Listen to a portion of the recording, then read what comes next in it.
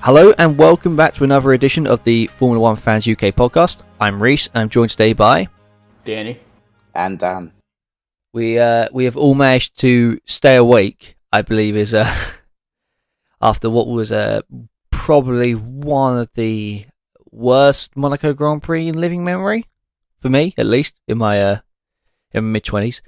It's the worst one I've ever seen. It's definitely one of the most boring for the last couple of weeks. It's the most disappointing to me. First of all, starting off with Leclerc's do not start today. That was super disappointing. I would love to see a Leclerc-Verstappen battle in Monaco, in Charles' hometown, but we were forbidden of that.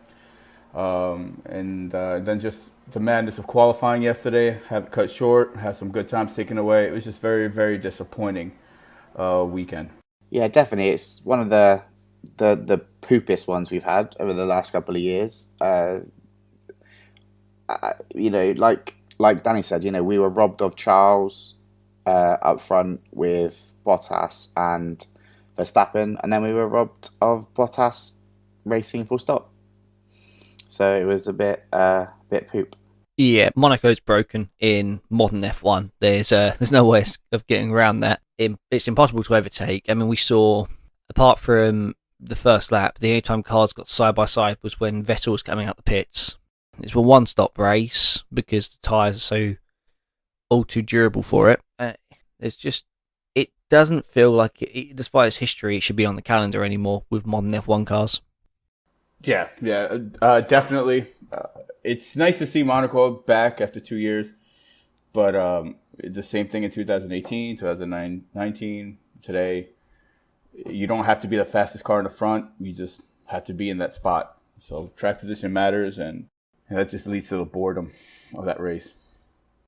That's it, exactly. It's, it was okay when the cars were half the size, half the speed, more equal, had better racing, and you can actually fit two cars side by side. But now it's just become they used to call it the jewel of F1, but now it's become like the novelty of F1. It's like we have to go back to Monaco because it's tradition. It's no longer really a Grand Prix weekend. It's more of a contractual obligation. Everyone has to go there. It's like a HR seminar from Monaco. It's but who wants to go to it? It's just pointless now. I do. I would still love to enjoy a weekend in Monaco, a Formula One weekend. That'd be fantastic. Well, I'm the American. Yeah. But if you're watching at home on your sofa like everyone else in the world, no joy to it. No, definitely not. Exactly. It wouldn't be too bad if you lived obviously close to or in France where you could jump over, took like an hour trip or whatever, and you're going to do the casino, you're going to do the whole F1 experience with all the paddock tours and all that sort of stuff. All that, like, as a weekend, yeah, viewing it on TV, it's like watching paint dry. Actually, Dulux white paint might have been more interesting to watch dry than that race. White paint on a white piece of paper would have been more interesting. Yeah. Other brands are available. Yeah, Dulux do not sponsor us. Apex Track sponsor us, and we'll talk about them later. It's such a struggle to find anything positive about going to Monaco at the moment. Yeah, qualifying day is great. Oh, the glitz and the glamour, but I mean, Jesus Christ, it was like they had to make the race and the coverage seem interesting. They did an interview with Serena Williams after the race, and that probably cracks the top 5 moments of the race because nothing else happened. I mean, we'll go through the key points. At the start, of course, no Leclerc, and so Verstappen just came over all aggressive, blocked off Bottas. There you go. That's the battle for the lead done. All he's got to do now is not crash and not have a terrible pit stop. Oh, just like Mercedes. And then Bottas, then Bottas had a terrible pit stop. What was? I don't know. That was. I mean, as weekends go, that's got to be one of the worst Mercedes weekends going. It's definitely up there with when they screwed up George's pit stop, because that was just a shit. Like, what? Like, I'm not being funny. They're meant to be the best team in F1, winning X amount of consecutive championships, constructor championships, drivers championships, but yet we can't change four wheels. I mean, they're now behind the drivers and constructors championships. Oh, yeah. Can we talk about the start? About Max's super aggressive move at the beginning? Yeah. And how he if Lewis was there, obviously I think that move would have been a little bit different, maybe not. But it's very interesting to see the confidence that Max has, that he can put his car in a place like, hey, I dare you to hit me, I dare you to knock me out of the race, and it's very, very Senna-like. And I'm sure a lot of Max's fans would love to hear that comparison. But Senna was the same way. See, I don't disagree. I disagree a little bit. I think it looked more aggressive than what it actually was. Like, he got a better start than Bottas. He had an extra couple of feet his way. There was no way that Bottas was ever going to get in front of Max with Leclerc not in his good space. Max did have wheel spin at the launch, and and Bottas had a better jump. Very well. Yeah, that's one of Bottas' strengths. Yeah, but I just think the fact that there was no one there, it did. Like, the fact that Leclerc wasn't there, I think it made it a bit more aggressive. But I also don't think that if Lewis was in the space that Bottas was, he would have perhaps done it as aggressively. I think he knew Bottas would bitch out and not even try anything. Because I could tell you now, there's an 80% chance Lewis would have took them both out. Yeah, but who knows? You know, we've had already a couple instances this year. Imola, first turn, and Barcelona, where Max stuck his elbows out and claimed that corner in a way. But just very aggressive driving. I kind of was yelling at the TV at the time, kind of pissed off, but well, it was a good move. Yeah, I'd say it was all good driving from Max, and I mean, it was a perfect weekend really for him because Hamilton was nowhere. Yeah, yeah, there was a very poor qualifying by Hamilton. Yes, very poor. Yeah, let's just say that the highlights of our race week or race weekend or race day even have been Danny cleaned his kitchen and I had a nap. It smells fantastic, and I slept well. So it's been a good Sunday, other than the thing that you're here to listen to us about today. I do have to say how boring this Monaco race was. I am more excited about NASCAR at COTA today. Well, yes, there was a Truck Series race was in Austin, and that was very interesting to see. 3 wide on turn 1, and it started to rain as well, and just seeing their lower skill handle the rain. But whatever, this is Formula One. Let's talk about Formula One. I just want to give a shout out to NASCAR and the NASCAR fans and the great. I didn't manage to watch the truck race. I managed to watch the Xfinity race. Yeah. But that was about it.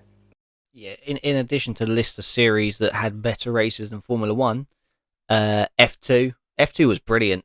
Can we do an F2 podcast instead? Because F2 was brilliant this weekend. They had a wet race. We were saying how there was a need for sprinklers at Monaco. Yeah, it's a need for sprinklers for sure. That's a brilliant Bernie idea. Yep. It was a brilliant Bernie idea, and I feel we should have listened to it. We should have given Bernie more credit. Yeah, but Bernie was probably getting kickbacks from some sprinkler company to make the idea. Or he'd just gone and bought shares and stocks in sprinklers. Yeah, Bernie owns B&Q. That's it. That's what it is. Bernie only. Don't get me wrong. Like he did have F1 in mind the majority of the time, but it was Bernie knew exactly what he was doing. I tell you what, get Bernie. Just send Bernie with his B&Q ownership, and he'll go around with sprinklers and building little walls at the edge of the track. We'll be fine. But no, it was a shocking race. The fact that we're struggling to find anything decent enough to talk about other than F2, NASCAR, and to be fair, we haven't spoken about IndyCar. That's going to be quite good. Yeah, I'm watching we're currently recording this during the Fast 9 shootout for pole at Indy. How's our boy Pietro doing? But it's hard to talk. It's hard to talk about that at the moment because it's happening. Yeah. So we'll take a little break from the from reviewing the race just to announce our sponsorship, which is once again brought to you by Apex Tracks, 3D printed track wall art. To get your choice of any track on the F1 calendar and many more, 3D printed and colour of your choosing, head to apextracks.com. That's apextraxs.com. And back to the action-packed Monaco Grand Prix. I'll tell you, we'll work our way through the field. We'll go from the front. We'll work our way to the back. So first of all, Max Verstappen. Yeah, I mean that's 5-star performance. All you can say is it was perfect, and he was 1.5 tenths up before Leclerc crashed, and of course that meant him qualifying second, but de facto pole with Leclerc failing to start. Yeah, but that was a very big and poor mistake from Ferrari. Like, what would it have been if they had to change something out? Well, like 5 or 10? This is the thing. Bonotto said what happened to Leclerc wasn't actually anything to do with the gearbox. It was a drive shaft, and it was not an issue of something that was already in place, should we say? Like, it was saying they're saying they were replaced like for like. Yeah, but I don't trust him. Trust him, of course not. I just don't. I don't trust him.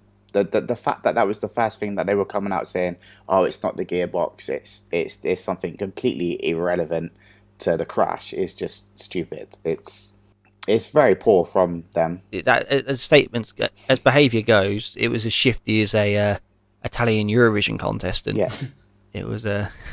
Oh mate, let's not even go. We should do a whole different podcast on how we got 0 points and mugged off in the Eurovision. Yeah, when you. Yeah, we'll carry on down the orders. Carlos Sainz. Yeah, I mean, very good drive. 5-star. 5-star again from Danny. I mean, he was another one who could have been on pole.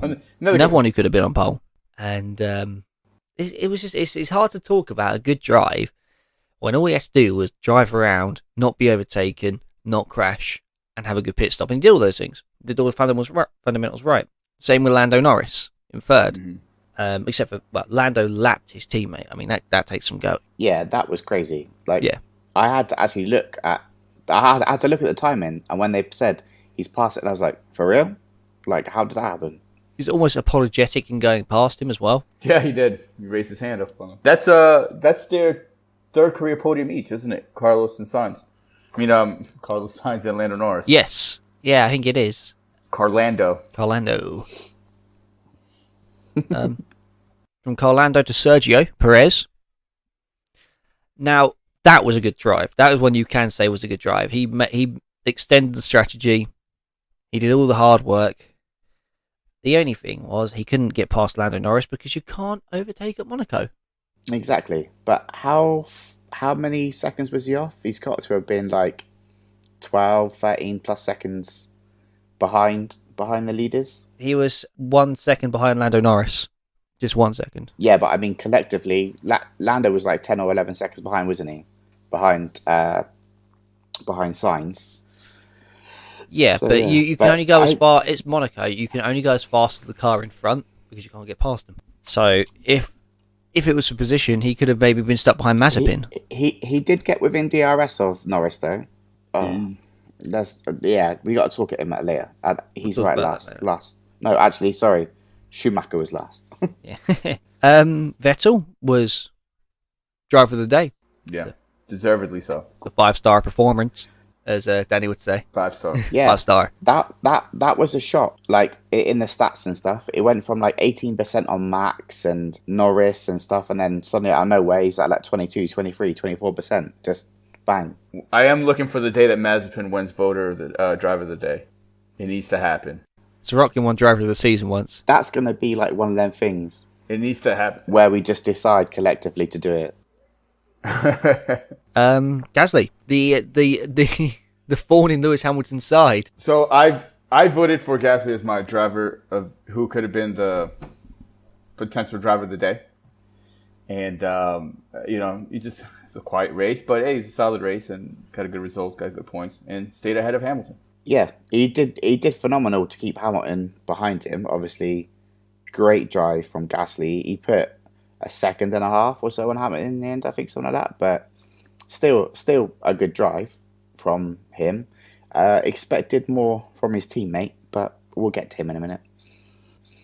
If we're going from a bunch of 5-star performances, Danny, what do you rate Lewis Hamilton's performance in your star scale? A, a 2, and I'm being generous because the fastest lap of the race, he earned it. But obviously, hearing on the radio him quitting, he pretty much quit during the race. I guess maybe thinking long term and saving the engine and stuff like that. But it was just a terrible race for him. Terrible qualifying, terrible race. The lashing that he gave to the team, you can tell he was very, very angry. Well, they balls the strategy up big time. Bit cringy. They big time balls up that strategy, going for the undercut, knowing that all weekend Lewis had suffered with a tyre warm up. Hence why he was doing like 3-lap groups in qualifying, like with his laps. He was needing 2 or 3 laps each time to get the tyres up to temperature. Yeah. He just couldn't turn them tyres on at all, no matter what compound he was on. But I don't know. I think the fact that he was saying, I'm just going to quit and I'm going to, Danny said he's saving the engine and stuff like that. It's not. He was pure. Like, I'm a big Lewis Hamilton fan, but he was just purely outdrove the whole weekend. He wasn't. He didn't even turn up, like, at all. It was ridiculous to watch. Especially when Bottas is outperforming him, that's like, he should look at that and think, like, crap, how did that go? This is a guy I'm making, putting like a gap of like at least 3/10, 4/10, if not more, on every race qualifying, and then to just get absolutely outdriven is crazy. Yeah, I mean, outdriven. That's the only way I could describe Hamilton today. And Lance Stroll, strategy gamble, harder tyres, or medium tyres, and did, well, a fantastic job when you think about it. Climbed into the points and stuck there. Very respectable 8th place, and a good weekend for Aston Martin, all things considered, taking away 14 points. Yeah, it's a good race, good strategy, helped them out. Hopefully, as a team, Aston Martin turns the corner, get better results from them. But, Monaco is, again, it's Monaco. It's only Monaco that these results came in. Exactly, yeah. It's the same as we had with Vettel. Like, this track suited their slower, heavier downforce car. It's, you've only got to look at that by the fact that a Ferrari was on pole. They're fourth at best. But again, it was a good drive by Stroll. But I expected him to be up there with Vettel. Maybe Vettel's now coming into his own in that team where he's finally getting the grips with the car, the team, all that sort of stuff. Maybe he's pushing it in his favour at the moment, on a heads up, like 1-to-1 with Stroll. Yeah, I think so. Ocon is another driver who's, for a large part of the season, been showing up his multiple world champion teammate. He's in the points again today. Ocon, did he make Q3 or was he Q2 elimination? Oh, crap. Crap. Hold on. No, I think he got out in Q2, no? Got knocked out in Q2? Yeah. Yeah, I think so, actually, too, yeah. Cause it's terrible that we can't even remember. We just need... Where's our Irish fact checker when we need them? But yeah, Ocon, good again, looking for getting points. Another one who was a candidate for driver of the day and had a 5-star performance was Giovinazzi. As a weekend went in a car that's not going to be all that competitive, he was consistently in the points. He kept the car in the point scoring positions for large parts of the race, or a net point scoring position, and he qualified really well. I mean, was that Q3? Well, I can't think of the last time that Giovinazzi made it to Q3. Sometime, I don't know. I don't think he's ever been in Q3. I don't remember him. Must have been when the Ferrari had the illegal engine. Ooh. We're trying to ruin the Ferrari fans' day again. Hi, Ferrari fans. Hey, Ferrari fans. Welcome Hey, you got back. second. You got second.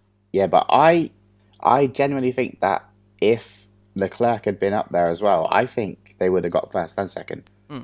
I think it would have been a Ferrari day. If Charles had been up there and not messed up the whatever part Ferrari are saying it was and it isn't, it would have been a much better race for the Ferrari. Yeah. What do you think of Raikkonen's performance? 11th. I think he's got to do more if he wants to show up Giovinazzi. It's the first part of the season. I was thinking, do you know what?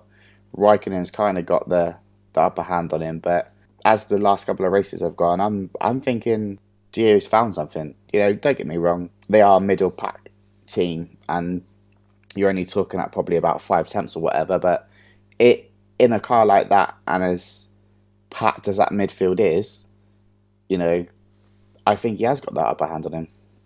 Ricciardo. Where'd you begin on how badly it's going? Terrible. It's just pretty bad. I do have a theory with Ricciardo, and I feel that he's been a bit exposed. Maybe he is not the same driver as he was 2018 with Red Bull, the Honey Badger. Maybe those 2 years at Renault kind of Take the edge off. messed up his natural ability. Took his natural ability. He's always, Martin Brundle calls him the last of the late breakers. I don't see that. I haven't seen that happening in the past 3 years now. Yeah. Consistently like it was with Red Bull. I just think that stint at Renault messed him up. Last season he had some moments, but this season he's struggling. Yeah. He's really struggling. I know that apparently it's a characteristic he says that he's never had in the car before in this McLaren, but either way, you've got to think, how is Daniel Ricciardo, someone who everyone touted as being a world champion driver, struggling so much, and his teammate is flying? That's it. That's exactly it. You know, you're looking at Lando. Lando's getting podiums, and I think Danny Rick's highest finish was 6th, maybe this season so far, something like that.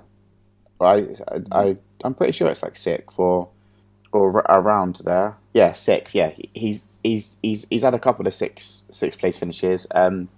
But when your teammate is consistently fighting with the top 3 or 4, top 4, you know, you need to be doing something a bit better with the, you know, with your car. Yeah. Because I genuinely think you put Lando, the same as I think about Russell actually, although he's at the back of the field, but if you put Lando in a Mercedes or a Red Bull, man would be gone. Mm-hmm. I reckon if you put Lando in with Lewis, I think Lewis would get outdriven. I do. Oh wow, that's a high praise. That's high praise. I do. No, but just look at what he's doing with that car. He's wringing its neck every week. Fernando Alonso out in Q1 needs to go back Finish to Spain. 13th. Another snooze fest. What was that? Another snooze fest of a race of his. Not much going on. Just stuck back there. They waited for something to happen in the race, and nothing happened. And at the end, he pitted.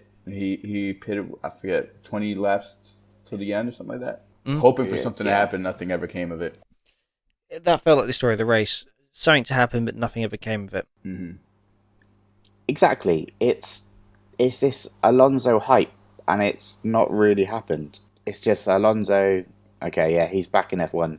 He's taken someone's seat that could be doing, like, you know, some young driver from F2 that didn't make it into this season of F1 due to paid drivers at various teams. It's disappointing, and I like Alonso, but I like 2006 to 2010 Alonso, not 2021 just there for the kicks of it. Yeah.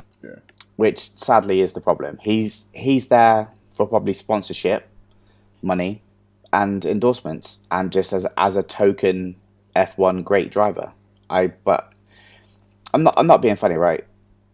I don't think you'll ever see Lewis Hamilton driving like in Alpine or a Haas, you know. He'll not drop down the order. I see what you're That's saying. It.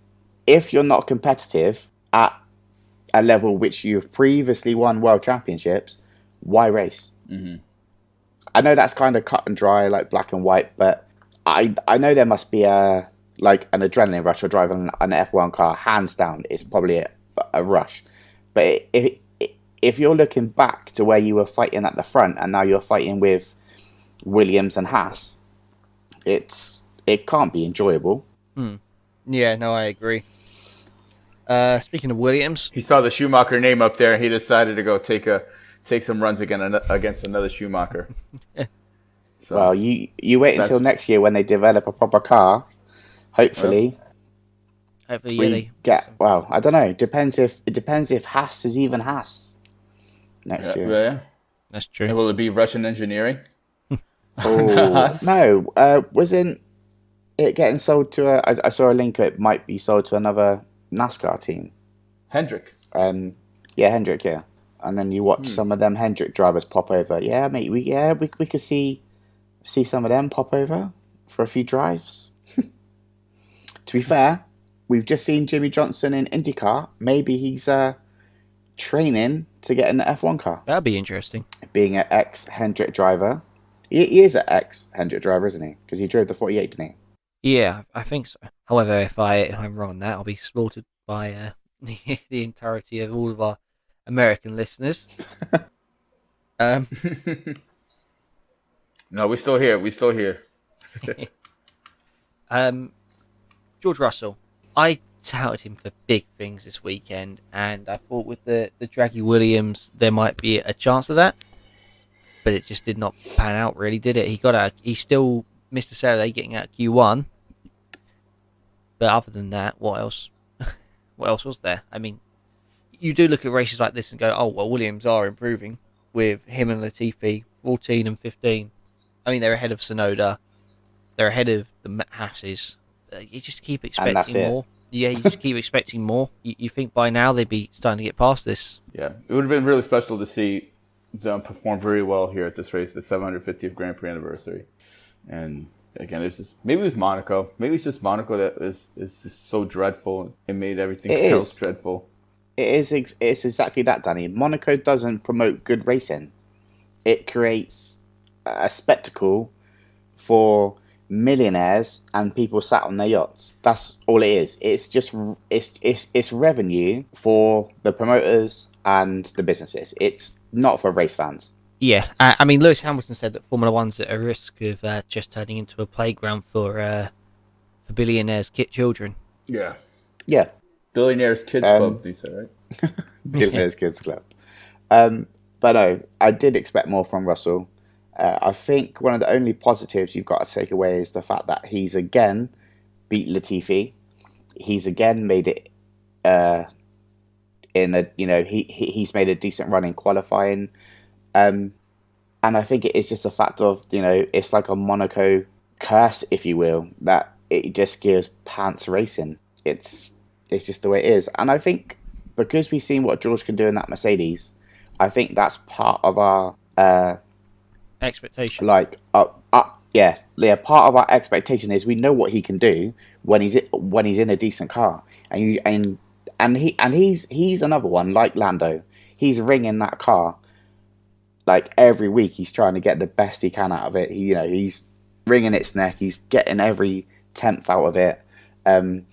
Obviously, bar driving into a Mercedes driver. Other than that, he's had a really good season. I mean, the shape of Formula One for British drivers looks good after Lewis Hamilton retires, with George and Lando. Like they are two supreme talents that have every race this season been extracting the maximum they could from that car. I think even in F2 as well, there's more to come from F2 as well. There's some good drivers that will make it into F1 in the next couple of years as well that are British. Yeah, completely agree. Good drivers from F2 though. We got caught out, I think, on a hype train here, and by that I mean mostly me, with Yuki Tsunoda. I don't get it. He looked phenomenal at the start of the season, and now he doesn't capture my imagination anymore. He's at the back, and he looks like he's just gonna be another Red Bull driver just spat out. Yeah, I bought into the hype as well a little bit. But yeah, he's. It's a shame because Red Bull has had a good stretch of really good drivers come out of their academy. But he looks like he's going to go off like Hartley and probably might be lucky if Whoa, we see another whoa, season whoa, of him. whoa, whoa, whoa! No, don't go give me that on Brendan Hartley. You know we don't say that about Brendan Hartley. Hey, the guy's a Le Yeah. Mans winner. He's a championship driver. Okay, he's legit. All right, but Formula Brendan One. Hartley was done dirty by Red Bull. They did him dirty. He had the worst luck going. Brendan Hartley had the worst luck going. Sorry. We can't. Sorry, I know. Yeah, obviously going back to Yuki. No, go on. You on about Hartley? Go on. Just, I mean, I can go on about Brendan Hartley all day. I mean, the guy he was one of those drivers you think he could have had a better shot and a bit of luck, and we go, oh, Brendan Hartley, he should be in F1 still, but no one says that because he had such a rough run of luck. And you look at drivers now like Tsunoda who have replaced him from that academy. He's not having a rough run of luck. He's just having a rough run. He's just not doing well enough. That's it. Like I was the same as all of us were. We all brought into the Yuki hype. He come out, first one at the Bahrain, got top 10. You thought, yeah, top 10, first race. This boy is on it. And then it's been 12th, 11th, 15th. All that sort of stuff. He's never really. Not even. I wouldn't even call it 11th. I think he's been bottom 3 at the finishes for the last 4 races now. I will check. Imola, 12th.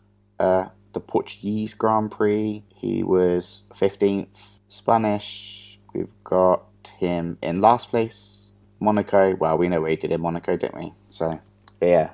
But I think it's because we were all hyped for this, young, crazy little F2 driver. Let's just get, let's get on the hype train. And it lasted one opening race, and now we're back to he's performing even worse than the people that he's replaced. At this point, I'd take Alex Albon back in that car. Let's face it, he was. No, I agree. He was already at Monaco. Alex Albon's a much better driver, and he's another issue with the Red Bull system though, with forcing drivers through who weren't ready because they're whole from within system, and now they've got Perez in that car. Alex Albon should be in the AlphaTauri, in my opinion. Yeah, 100%. No love for Kvyat? Well, no, Kvyat too. Kvyat, great driver. Yeah, But he was very crashy. a little bit. Yeah. Yeah. While Brendan Hartley had crashes, they were usually caused by suspension failure or Lance Stroll. whereas the crashes that Kvyat had, he just dipped a wheel on the grass every now and again. Speaking of someone who was crashy, although this weekend wasn't crashy, Nikita Mazepin, okay, granted, 3 laps off the pace along with his teammate, but he finished above Mick this weekend. He kept out the barriers. He ran clean all weekend, really. I mean, I don't think he's going to turn. I don't think we don't get as far as saying he's turned a corner here, but because if it was turning a corner, he'd probably spin halfway around it. No, hey, one interesting thing about this race in Mazepin, there was no yellow flags in this race.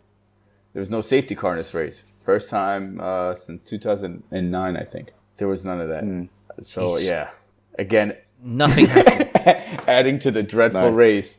But, hey, Mazepin even safety cars to spice it up. He didn't create any trouble this week, this race. He did get a black and white flag. Oh, he got a black and white flag for track limits. Close. Didn't quite a few drivers get black and white flags though? For Lando got it, and Tsunoda got it. It was mainly 10-10, wasn't it?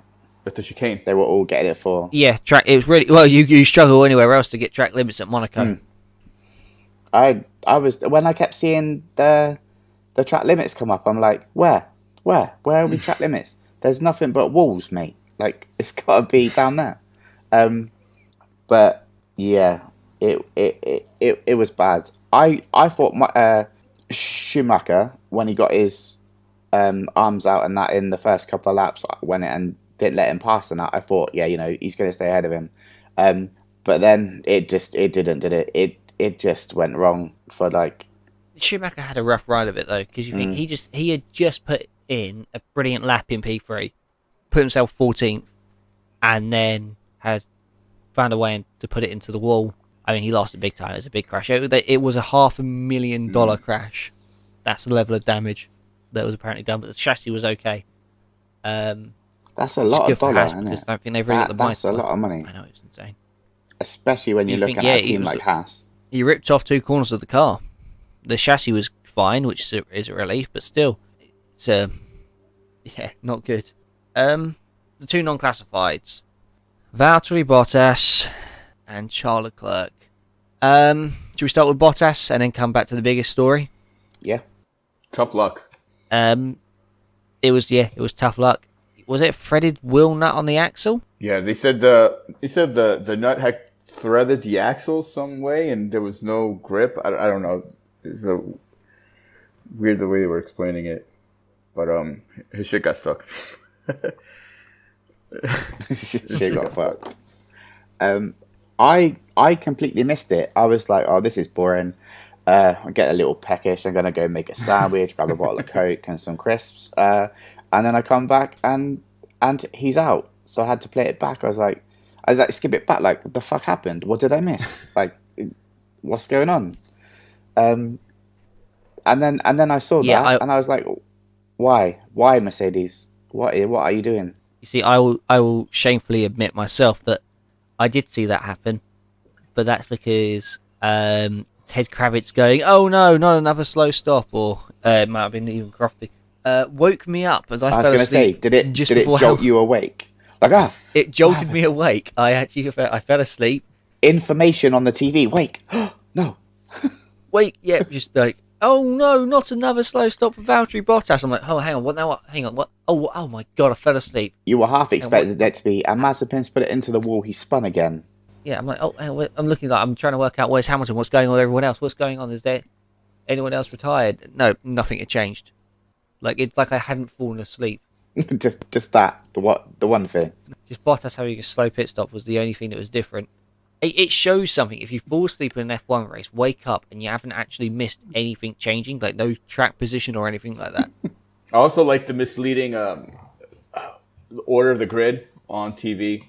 And it showed everybody had green arrows. Everybody had moved up. At the bottom, you see Leclerc and you see Bottas. I was like, yeah, that's the positions everybody made because two of the top three cars did not start or finish this race. Why didn't they push the grid up? Why did they leave it empty? I'm not sure. I assume it's because it happened so late. Everyone was set up. And everyone's going to be leaving rubber out of their grid box. So if you say, okay, you're all going to form up in pole position, no one's going to leave any rubber behind when they set off on their practice start. Yeah, maybe, but it's also it's like all the boards and stuff are out. I'm ready. You can't change a board. You can't change one number on a board. Didn't Leclerc do an installation lap? And it was at the installation lap that the car... Yeah, at the installation lap, he realised the issue. So, yeah. It promised so much, this race. It did. And then delivered very, very little. Very little. Because Ferrari mechanics and just the unenviable wall layout. I'll be honest, I expected Max to hit that curb and go straight into the wall where he did a few years ago, like more than 20 times. I was like, he was close. You would be lucky if there was any logo still left on them tyres. A fact. I'll tell you who wasn't close to those barriers was Hamilton. He was taking it so safely. Yeah. But it's like Danny said, he kind of checked out halfway through. There was nothing in him nothing in there for him in this race other than a top 10 and maybe a fastest lap, which he got. Lewis... That's it. Lewis Hamilton was so far off the apex there that he probably would be the only driver who would have been possible to overtake because he left such a gap. Well, Stroll did. He kept jumping the second part of that chicane. Yeah, no, he was squaring it up, wasn't he? I was like, any day now, he's gonna hit it. I even mentioned in the Discord chat, which everybody should join our Discord chat. It's like, I feel an accident coming soon. Maybe, hopefully a crash will come soon. Something that happened, but no. That's it. It's bad when you're wishing safety cars and crashes just to have an interesting race, or not even interesting, but just to spice it up a bit. You know. Yeah. Bring back the sprinkler Bernie idea. At that point, I'd have taken anything. By lap 20, I was like, I'm done. I'll catch the highlights. But being that I've paid for my F1 Sky subscription, I had to watch the whole race. And I have one more thing to say about the boring Monaco. If people think that all of Hamilton's wins are boring, I have an announcement. Max's races aren't going to get any more exciting. Abu Dhabi 2020, that race was another bore fest. And now Monaco 2019, it's another 21. I mean, it's another bore fest. Lights to flag victories seem to always be quite boring. And they're always when the front runners are taken out. Do you know what I mean? Like when there's no one to compete with him, in a way. But I think we are going to see if we see some proper Lewis and Max battles on fast tracks, not Monaco bloody slow mo tracks. Like, you know, we're going to see some decent driving from them both, and I think we're going to end up with some close driving. And unless Max is willing to push it as far as Lewis is, heads up, he's not going to get him. I feel we covered everything. Great. Let me just check my notes from the race real quick. Oh wait, there is none. Yeah, we're done. And with that, it's time to end. We hope you found some enjoyment over the race weekend. Hopefully, some through our podcast. It's a tough one, isn't it? When we don't get a good race, it's hard to. I think it's hard for anyone creating F1 content to find stuff to talk about. But I'll be really interested to see all the meme videos for this race. I assume they'll be very short. I'd be interested to find out why the FIA takes so long to investigate anything. They got to drag it out for suspense. They were dragging it out for suspense. I think they left. That's it. I think they left it suspense when it's cut and dry. Oh, we'll just leave them hanging. We leave that little tiny orange logo by his name for as long as we can, and then do absolutely jack shit about it. And with that, well, like I say, we'll finish wrapping up the podcast. If you want to reach out and connect to us, you can find us on Facebook as Formula One Fans UK. We are on Twitter and Instagram at Formula One Fans UK. There's a link in the bio of this podcast.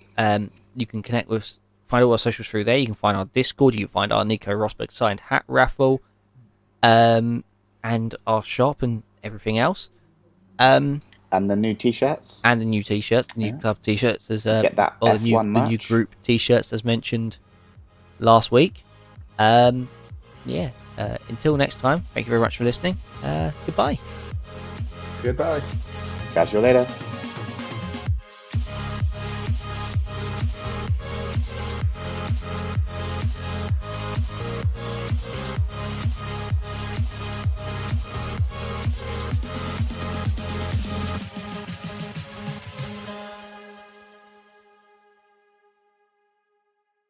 It smells fantastic.